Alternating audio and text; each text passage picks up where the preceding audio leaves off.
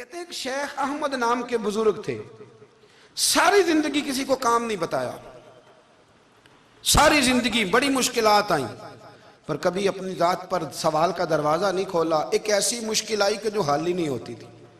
किसी ने उन पर कोई इल्जाम लगा दिया। अबू मुस्लिम नाम का एक बादशाह था, उसकी हुकूमत थी, उसने पकड़ के कैद में डाल दिया।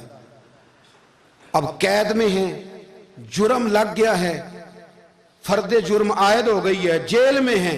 लोग कहने लगे हजरत जी अपनी सफाई में कुछ कहें।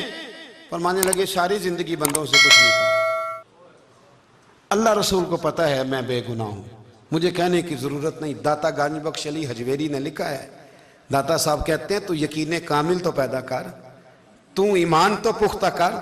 दाता साहब कहते हैं वो अबू मुस्लिम जो बादशाह था वो नेक आदमी था, उसे रात को ख्वाब में नबी करीम की जियारत नसीब हुई और हुजूर सैयद आलम सल्लल्लाहु अलैहि वसल्लम फरमाने लगे तूने अल्लाह का एक नेक बंदा जेल में डाल दिया, डर नहीं आता, वो तो बेगुनाह है। बादशाह आधी रात को खुद उठा।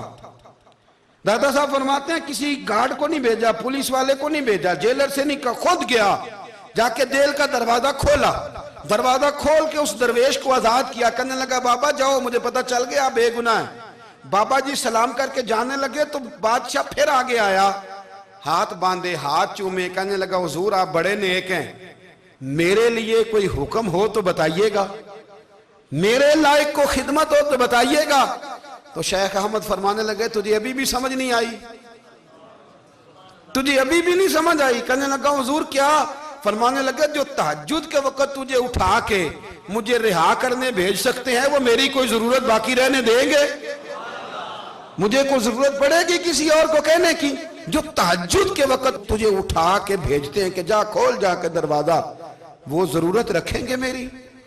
जरूरत मुझे रहेगी कि मैं तुझे और कोई काम? अभी भी तुझे समझ नहीं आई?